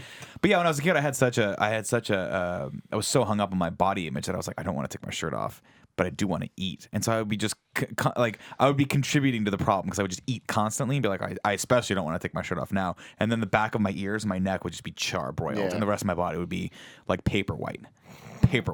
Yeah, man, Santa Cruz is weird because like I've grown up going there, so I went there a bazillion times. Sure. I haven't been there in like probably 10 years at this point. And it was the same place I remember, but with a lot of just different things. Main thing being, I'm now an adult. So all the things I wanted to do when I was younger, it was just like, oh, I can do those things. So all those deep fried Twinkies that I always just looked at and was like, man, one day. I walked by that. Today by was the way. that day. And we got to walk, and me and Kevin, oh man, it was just like, I want Dippin' Dots. I'm going to get the extra large Dippin' Dots. I think I want to buy one of those, but I'm not going to get it yet because I want to keep walking because maybe they're deep frying something else I want to get. I'll tell you this, and you were smart. Did you see at that same Twinkie stand? They had the deep fried Twinkie and the deep fried Oreo. And the deep fried peanut butter and jelly sandwich. And yeah, I saw that. That was ridiculous. God bless you. Like that, it was just amazing. Now, what upset me about Santa Cruz is they have a haunted house. And it's a classic. I remember around this the block. ride from my younger days, and it meant something very special to me. They remodeled it. So they completely changed the ride. I had to wait in line. We waited in line like 45 minutes. There was way too many people at this goddamn place. There It was was. upsetting. Get on the ride. First couple rooms you go through, I'm like, oh, it's a haunted house. Like, I'm an adult, so this isn't as cool as it used to be, but, you know, it is what it is. Then all of a sudden they get to another room, and I'm like, oh, It's the Santa Cruz haunted house. They remodeled it. They obviously were on a budget. They obviously just went to the place, the warehouse. Halloween decoration store. Yeah, and they're just like, what can we get on sale? Because all of a sudden a velociraptor pops out, and I'm like, what the fuck? And then there's just an alligator kind of chilling, and he's just doing shit. And I'm like, what the It's fuck? not even animated. It's just sitting in the corner. We get into another room, and there's just this like devil-looking thing, and I'm like, that's not even a haunted house thing. Like, that's just a fucking devil. And then it's The Walking Dead all of a sudden. I'm like, all right, you guys, you're not even trying anymore. You're not committing to like, the theme this is of not a haunted house. This is just a fucking disaster. Just throwing some stuff in. It was upsetting. It was very upsetting. Yeah, it was an interesting weekend for me too, but it was cool to see, and again, it was cool to then go back and see how they, like, why they chose that specific area and how they were able to make that whole thing look a lot better and a lot bigger. Because you go back and watch a movie that, like Lost Boys, and the boardwalk looks huge, and like all these stores are supposed to be in it and all that stuff. And in reality, all it is shop after shop after shop of things that shouldn't be fried that are fried, which is pretty amazing. Colin, how do you use Netflix? Say, what the hell was the topic? Also, did Portillo drink any of this water? No, he didn't.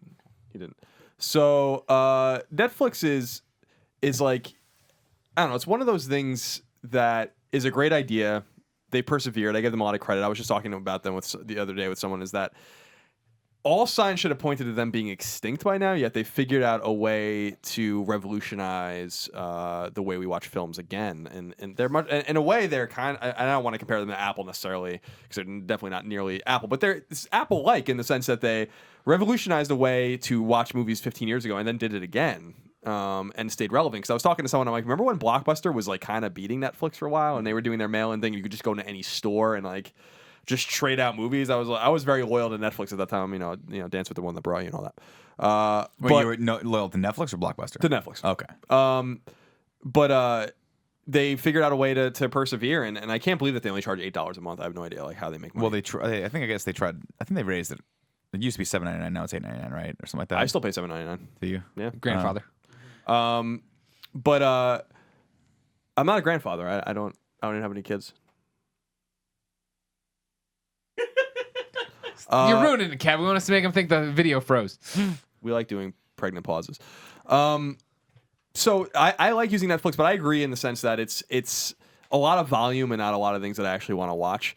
And the biggest problem with Netflix is that it's just unsearchable. Right. So like it's just there's a great website that it's like streamingscatalog.com or something. I don't know what the fuck it is, but it's like a place where you can go and it's just like it's somehow gotten into Netflix's API or whatever, where it's like, here's everything on Netflix. Mm-hmm.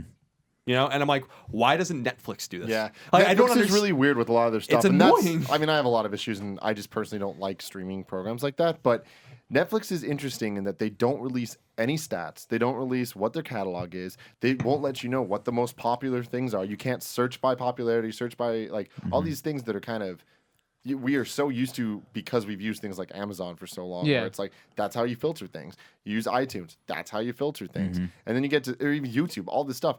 Netflix is just kind of like it really is tailored to getting people to just constantly put things in their queue to feel like they're getting more value than they actually are. Yeah, I mean, there's certainly they are masters of UI in a sense because Netflix, especially on PS4, I think is like really, really well done. So they know what they're doing. They leave these things out because probably they're looking at statistics saying like this is just the way we can maximize the amount of money we make. But it's annoying that I have to use like a third-party site that's like basically hacking into their API to figure out like what the fuck is on the goddamn service. Like it's annoying when it's like, here's the documentaries and here's 20 documentaries. And I'm like, you don't have just 20 documentaries, so why can't I see all of them? I don't understand.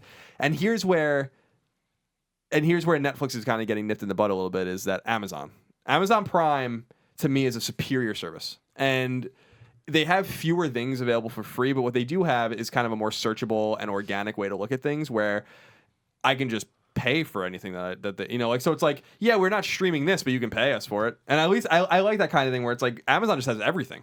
Yeah. And then you look through it and you're like, okay, I'm looking at the Batman movies. It's $3 to rent the Batman movie for 24 hours. All right, whatever. I've spent a lot of money on Amazon just for that reason too, where you go through Netflix like, no, this looks good. You jump over to Amazon, new releases. Okay, I've bought movies there, right? Because you rationalize in your head of like, well, it's $12, but if I would have seen it in theaters, it would have been 13 plus this, that, and you know what I mean? So whatever, fuck it. Yeah, I mean I'm on the fence on that too, because more often than not I'm like, oh, you know what I really want to watch, and I go first search Netflix and make sure I can get it for free. It's not there.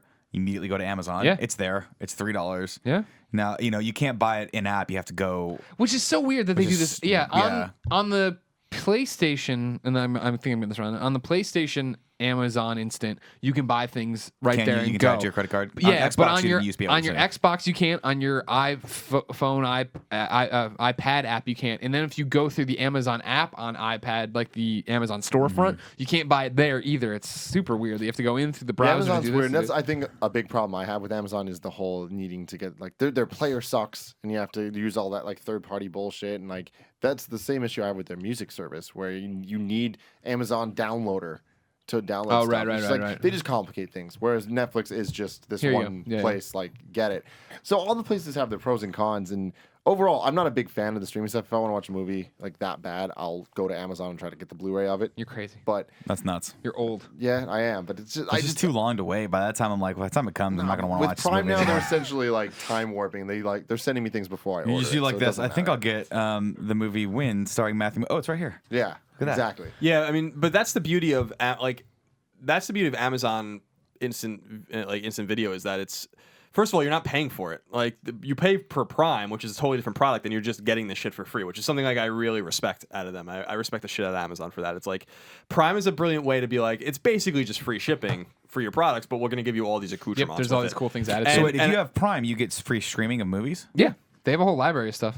They have a ton of shit. I didn't know I that. watch. Very varied. Like, and so here's the thing. So at IGN, I had a show called What to Watch, where I would tell people like where to find stuff that's streaming, and it was such a complicated show to figure out because the way that licensing works with all this stuff, it's like things will be on Netflix for a month and then taken off, but they don't make that clear anywhere. So like it was always super hard to figure out where things are. But Amazon always had it. Like no matter what, that was my go-to of like, all right, I can reliably know that it'll be there, and there's a 50% chance it's free.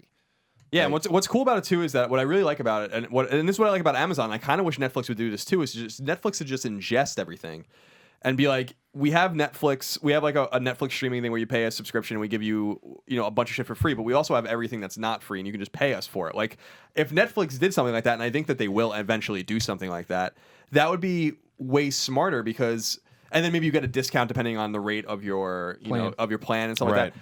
Because what's cool about Amazon Prime, like I said, is that I watch I'm in season 6 of The Good Wife now. I've watched that whole series for free, and that's it's $40 a season to buy it, so it's pretty cool. And like I like that they have like a bunch of PBS shit. So like I'm really into Nova and Frontline. I think those shows are fucking phenomenal. Frontline's great. And they have seasons of Frontline and Nova going like way back, and you can buy all the episodes, and then they'll have just like sporadic ones for free to kind of like give you a little bit of the taste of the drug before you buy it. But I like that. We're as a kid maybe or as a college student I wouldn't have been able to do this, but as someone who has like a salary and like a little bit of disposable income in his life, it's cool that like if I want to go on there and be like, you know what, I want to just see this 30 for 30, here's $3, whatever. You know what I mean? And Netflix doesn't give me that option. Netflix is like, these are the 10 30 for 30s that we have. They're from the fucking first season. You saw them 4 years ago, so you're probably not interested in them. Right. Netflix to me, it's one of those things. It's the same reason why I like having cable. It's like I like it that it's just there. Like the fact that I have cable and like 200 channels is just I just like that it's there. I don't use it. God forbid I would never use cable, but I'm okay. But like I just like that it's there, and once a month I'll just go on and like look for something to watch. But it just makes me comfortable that it's there. Yeah, And you that's have the way option. I feel, and that's the way I feel about Netflix, where I'm like I don't really use it. I don't use my queue anymore or anything like that. And the reason I don't use Netflix more is because it's unsearchable. It's just showing me the same shit over and over again. When you're dedicating 10% of your real estate to things I'd already seen and asking me if I want to watch it again, that's a big fucking problem to me. Yeah. So Amazon has ways around that, and I think Amazon Instant Video is actually a superior service, both free and paid, because it's a fusion of both. Interesting. Now, the one place obviously Amazon doesn't have them beat, or at least in the public reception, is in the original programming market.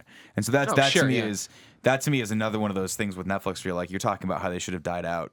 They reinvented themselves. Well, they've also reinvented themselves again, because at first they were a disc delivery service, right, where you didn't have to leave your home. You could just order it, and a day later it'd be there. Then it became streaming. They were kings of streaming, and now they're starting to compete with HBO on the original programming front, if not are strong competitors. And the same with HBO, right? Where you don't really necessarily know how many people are watching their shows either.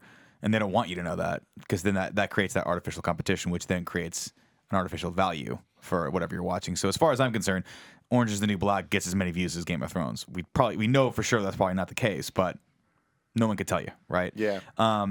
So that's very fascinating to me because there's every day I listen to news or I read news about shows that are being greenlit, and they're being greenlit more and more by places like HBO, by places like Netflix, and like Hulu. And I just realized finally, like maybe a couple months ago, I'm so out of touch with what's happening on network television. Oh, yeah. That I probably know more about what's happening on Hulu than I do about NBC, like what shows are getting greenlit on NBC. And that's very telling. And I have to imagine that if I'm that way, what's a person who's growing up now like? Well, what is a 14-year-old's habits? Do they even give a shit about any of that stuff? Or are they straight up just YouTube and downloading stuff illegally? Yeah. I don't know. I mean, I feel like for us specifically, like I feel we're super in tune with what's happening on Hulu and Netflix and stuff, but I think the normal person isn't. They're not yet. It's not a mainstream thing yet, I don't think. But I think it will be. And actually, I don't think it ever will be. I think there'll be kind of an equilibrium that it all reaches, right? Or right now, like a lot of viewers are dissatisfied with traditional mainstream television because we've been fed sort of the exact same thing over and over again. We are craving those original series like Game of Thrones or True Detective or Ballers. What's up? Yeah. Great show. Just because they're giving us a slightly different experience, they can experiment with them. They don't have to be the same sort of boring model that we've seen over and over again. And Hulu has become the place where when the shows don't have a market on mainstream TV, they get picked up by Hulu. So it's like Community went over to Hulu for a season, right? Arrested Development. Community went to Yahoo. Oh, Yahoo, I'm sorry. Similar thing, right? Where it's like, well, we can't exist on NBC because we can't afford to charge the ridiculous ad rev that each one of these shows needs to sustain itself. So they'll go over to Yahoo or go over to Hulu. So it's going to be really interesting to watch to see what people's idea of a television show is in the next 5 to 10 years, because it's just going to be content similar to kind of what we're doing now, right?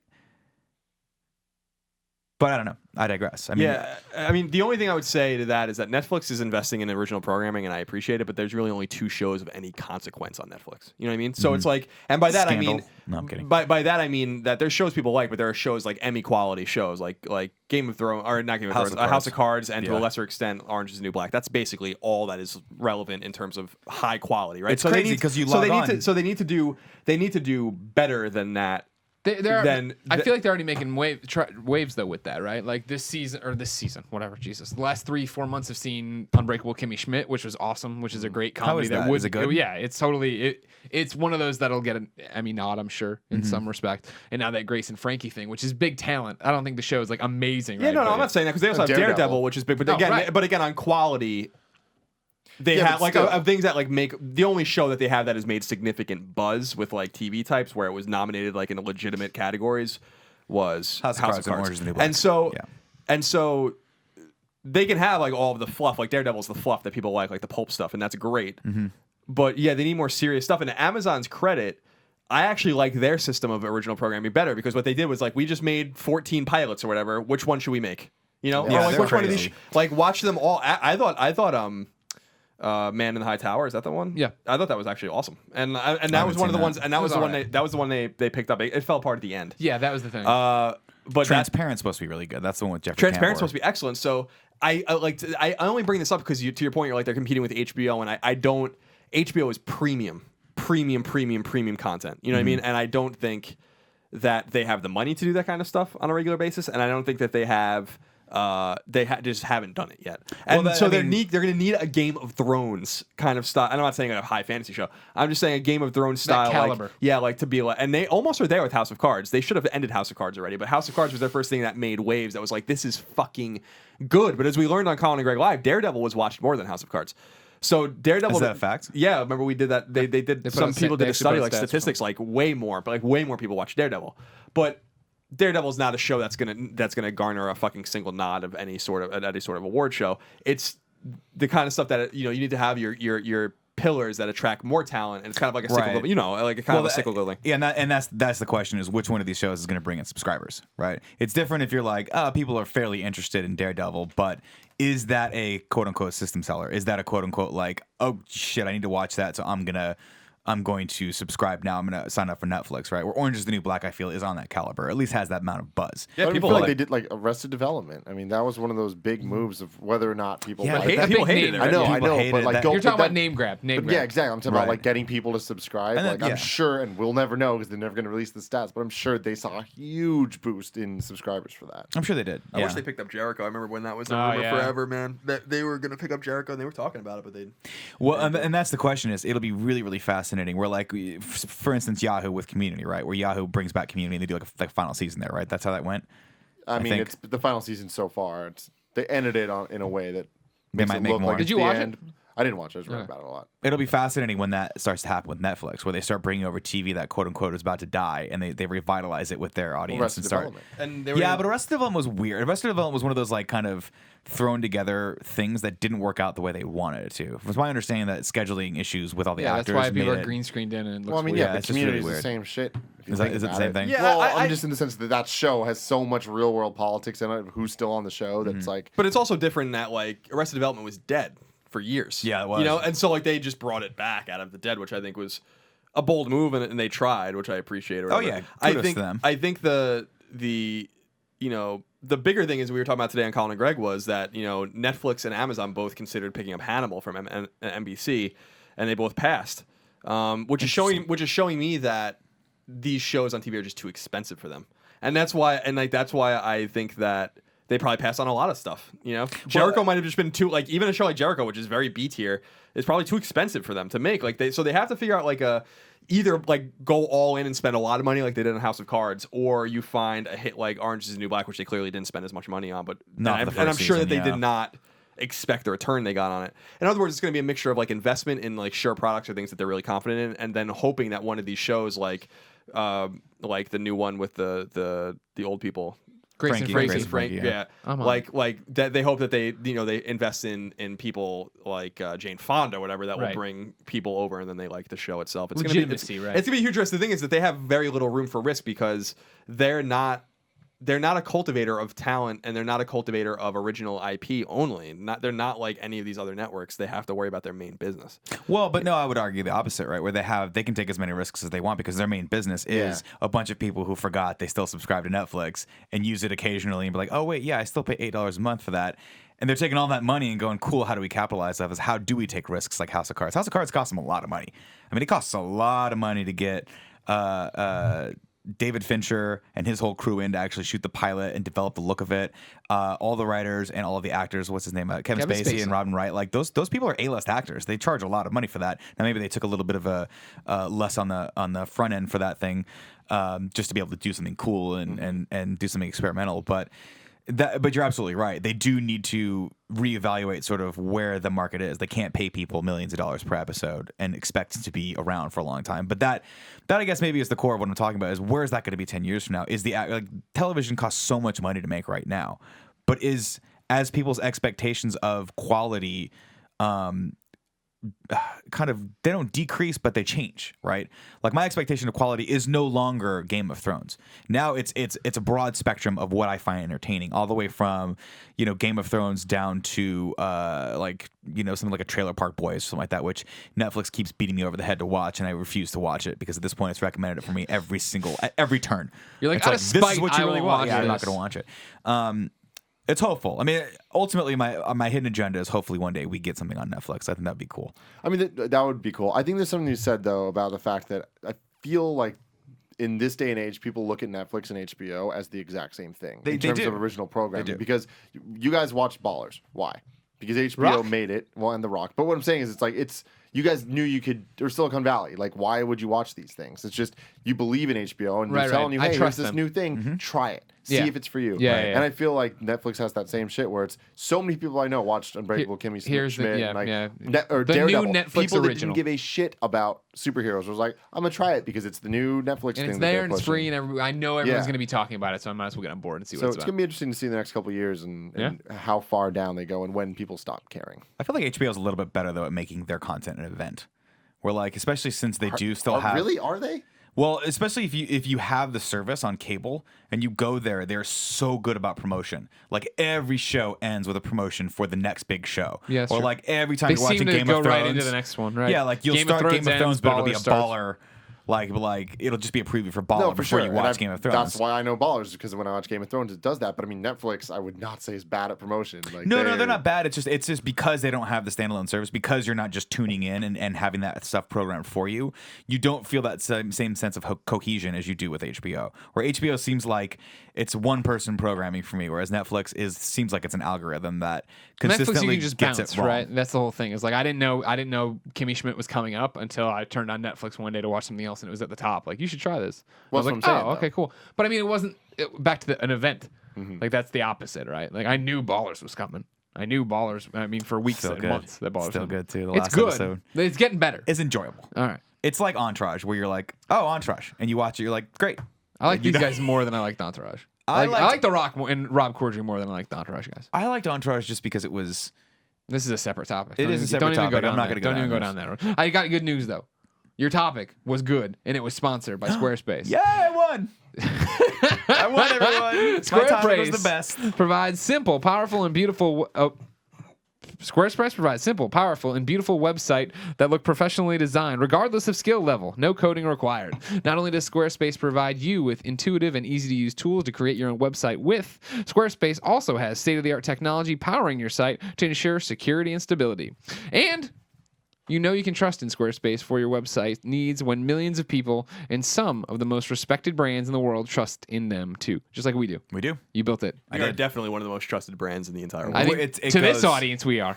It goes Intel, then us, then other brands that I can't Has remember. Intel right been in a Spider-Man comic? I don't think so. now. That's true. We are.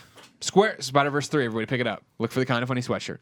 Squarespace gives you 24/7 online support and a beautiful website for only $8 a month. You can even get a free domain if you buy Squarespace for the year. So what are you waiting for? Start a trial with no credit card required and start building your website today.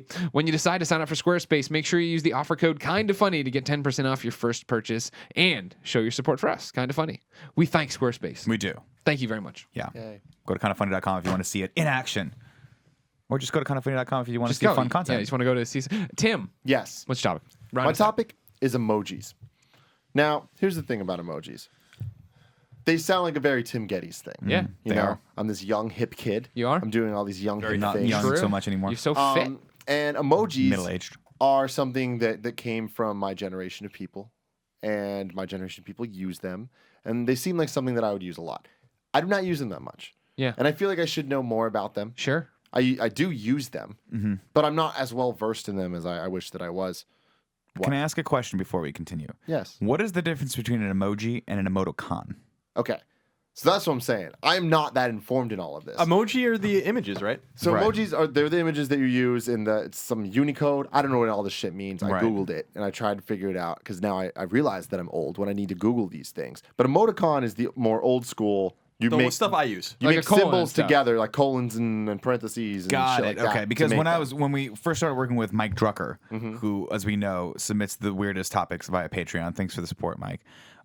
He wrote a joke where he was like smiley emoticon, and I was like, does that mean the colon with the Yes. parenthesis? Yeah. Is that what that means? And then the emoji is the actual like you put it in The your phone. smiley It's face. the one I always use with the guys like. You know what I mean? Emoji. What I wonder about emoji, real quick, is that is it like a trademarked thing that someone owns? Yes. So yeah, so that's the difference. Unicode, whatever this is. Like Unicode. yeah. And I don't know what the hell it is, but from a brief Googling and Wikipedia search and all this stuff, there is this language that was made called emoji. And they have it, and it's on iOS, and like Apple kind of like popularized it, if I'm read correctly. But then this same system is also used on Android.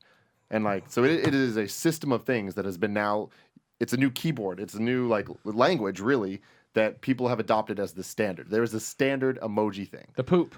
Yes. The poop with the eyes. the The poop. finger with the Justine loves the poop with the eyes. Everybody loves the poop. I with love the that eyes. one. But there is meanings that have been assigned to each of these emoji that are official meanings. Okay. Okay. But then of course there are meanings that society has deemed We these push things to on. also have, like the hands in the air with the What does that little mean? things going up. I mean, I don't know I what see it's that. actually supposed to mean, but people use it as the it's like blessed, hashtag blessed, Really? or That's what like that means? hallelujah, like bow down to like that type Yeah. of The shit. one that looks like praying is actually a high five, and I didn't know that until somebody tweeted that. Well, that's I was reading earlier that I think it's turned into the high five. I don't think it's supposed to be a high five. I think it's supposed to be saying please. Oh. Yeah, but people use that as the high five because it So looks like I'm one. begging for the poop. When I combine the goat with the gust of wind, what does that mean? Goat farting. Still goat fart? Yeah. Because that's what I intend it to mean. Yeah.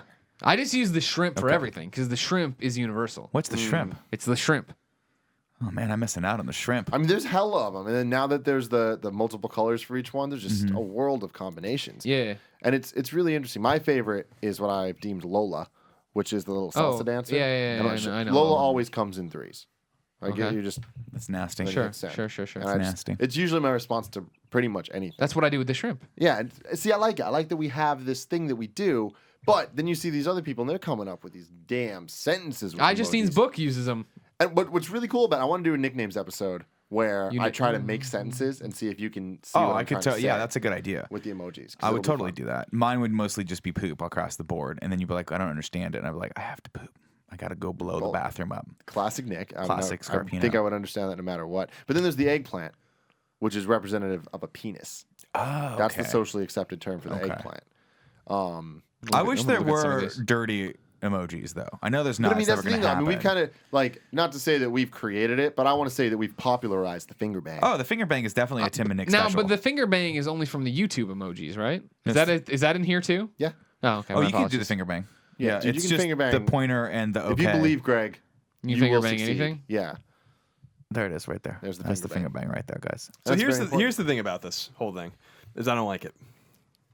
I don't like it at all, and it's got to stop. I will never use an emoji. But you use emoticons. Exactly, because the emoticon comes from a humbler place. Right.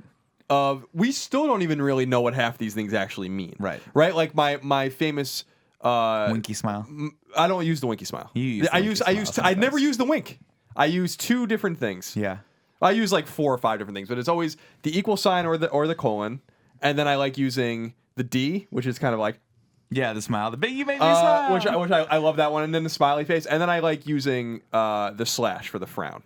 Oh, I like that. Okay. Like there's more substance Yeah. in that, I feel like, than the emoji, because now we have all of these different nuanced ways to say something without saying something at all, and I don't like it, and I don't appreciate it, and I'm not gonna sit here and endorse it. I didn't download that stuff on my phone.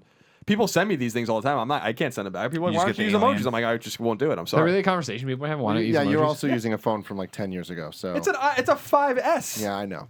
But it's Yeah, very I have a upsetting. Oh, look at 5S this. too. Look at this. Yeah, my sister used it. Or just Yeah, right now. little hearts. Kevin sent now, me here's, a here's the thing, penis. though. I'm with you in a lot of ways because, I mean, I'm interested in emojis and I do want to use them more. But I love my emoticons. Like, there's certain things that are just Tim Gettys equals these things. One of those, less than 3.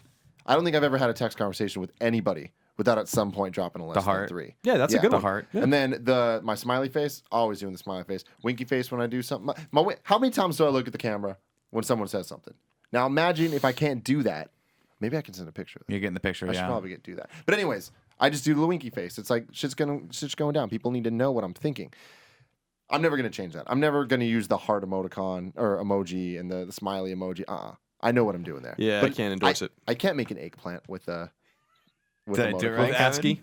Yeah. Yeah, I understand what you're saying. I just feel like there's one particular emoji that I quite enjoy, although I'll never use it. The shrimp. It's not the shrimp. That one's your Lola. own joke. I like the smiley face that's crying, like laughing. oh yeah. That's a good Justine one. uses that one all the time. I enjoy that one. We see that one quite often. I like that one. But again, I would never use it because we have a way to make the emoticon cry, and it's with 2 semicolons. That's how you make them cry. Okay. We have. How do you do that? I gotta look. Yeah, look. It's a semicolon and then like a slash or a dash and then a semicolon or an Yeah. underscore and a semicolon. It makes sense. Back in the 90s when we You'd had to make say Kirby. something about that made us upset, that's the way we did it. Yeah. I just always All you I've, kids I've, and your I've, fucking I've emojis. made the joke before. It always cracks me up that Colin shows more emotion in text and email than he does in real life. Because this is the face you see all the time. And is he happy? Is he sad? Is he mad at me? Is he happy Probably with me? all of those things. I don't know. Oh yeah, look at that. He gotta It's go. crying. He's gotta go duty. What's he gotta do? You know, He's you doing never it. know. You gotta do But then it. in his text messages, he's just an emotional fruitcake out there, just he's exploding with flavor. Yeah. I like my favorite one is to do the 8 and then equals greater than And then a D. or a D. Yeah, You use can do the a D, too. not the greater. I like the You're greater using the than. greater than? Well, Yeah, Jesus. You're a fucking Come on. harpoon. What's your people. penis look like? Oh my God. Looks like a missile. It's like a Scud missile. My God. It's like an inner. Yeah, you have a tomahawk missile in your pants. One of my favorite things Intercontinental that missile. Colin does in text form is something that I used to do, and so when I see Colin do it, it kind of like makes me feel validated because I am useless in many ways. Oh. But it's when you put the little exclamation mark in the parentheses after a word, because I'm like, I like that because I know what it means. It means just kind of it's the look. It's the like, yeah, I use that when writing whenever I say kinda. or beyond, like stuff like that. Yeah. It'll like Beyond, I'm letting go. I've let Beyond go. But kinda, kind of funny is our Beyond's not ours anymore. I'm not going to continue to do this all for the rest of my life. I can't do it. You know what I mean? I just can't. Yeah. I can't Can't do it? I can't be a slave to a word. You know what I mean? Mm-hmm. That no one holds down Colin, in which especially if you're a word. Yeah. So like the Beyond thing, it's like I say it and I know that everyone's like, and I'm like, we can't live our lives like this forever. It's I'm been gonna keep 6 looking months at the since we've done camera. an episode of Podcast Beyond. We cannot continue to live this way. You understand what I'm saying? Nick? I hear you. I'm with you on every level. Yeah. I'll be honest with you. I was never comfortable with it. Never. Too bad. It was a Never minefield you had to comfortable live with. It's terrible. Every time I'd be like that Beyond, and then I'd wait, and you'd be like, But that's back when you were. That's when you were, serious back in the day when you actually seemed like you had it together. There was a good 2-month period where I had it fucking together. I want to say longer than that. I really Together. don't feel like I knew how off the rails you were until we were deep into the Game Over show in this business. That's when I was really like, man, Nick does not have it together. I burned out. Nick is the opposite of an adult. I thought he was There the was adult. so long I was trying to be the respectable producer, and then eventually, I blame Tim. Really? Because Was there? Tim was like this: Nick, you're a terrible producer. You should just be on camera more, photoshopping yourself in underwear next to Justin Bieber with All me. right, yeah, let's rewind a was little like, bit all because right. this is a conversation that really happened today, where we're working on some sponsorship deal, and I had to write an email about like our social reach and all this stuff, and I'm writing all our names and like how many Twitter followers we have and all this stuff, and Nick was just like, how do I get more Twitter followers? Like, how do I make this happen? No, what happened was I was searching my favorite website, The Superficial, and I was like, oh, Justin Bieber took a naked picture of himself just pointing out into the horizon with his beautiful pert ass. I was like, that's interesting. And Tim's like, Nick, you need to Photoshop yourself in there. You want to know how to get more Twitter followers? This is how you get more Twitter followers. And I was like, all right. So I had Kevin take a picture of me in just my jeans. And Tim's like, Nick, what are you doing? Yeah, I was like, no.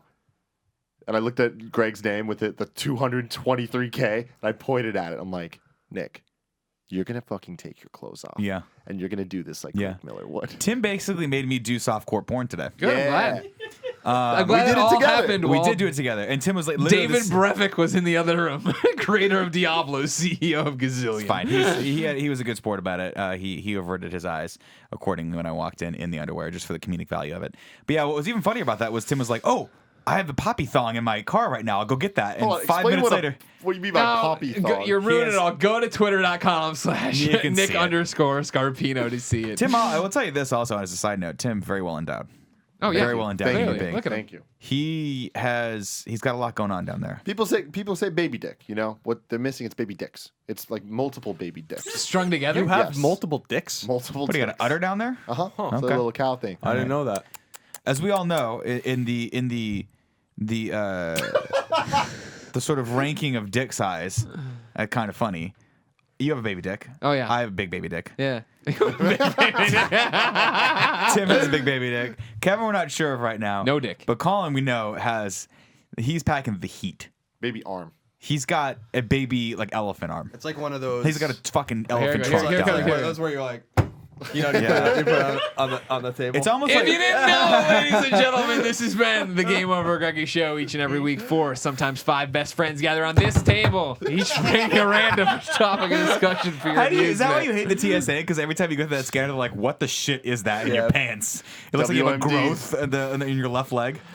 If you want to, you can throw us a few bucks, get the episodes early over at patreon.com/kindafunny. But if you don't have any money to give us, no big deal. Go to youtube.com/kindafunny, where we break up the show topic by topic, day by day, until we post the entire thing the following Friday as one big video and one big MP3. We're off to Comic-Con, except Colin. But if you're listening to this the week it's going live on YouTube, sorry, Kevin, you got to stay here and run the ship too. We're off to SGC, Screw Attack Convention. Come see us there. And then the week after that, we're off to VidCon. So if you're there, go see us at VidCon. Then we have a week off, and then RTX. Ballers. Until next time, it's been our pleasure to serve you.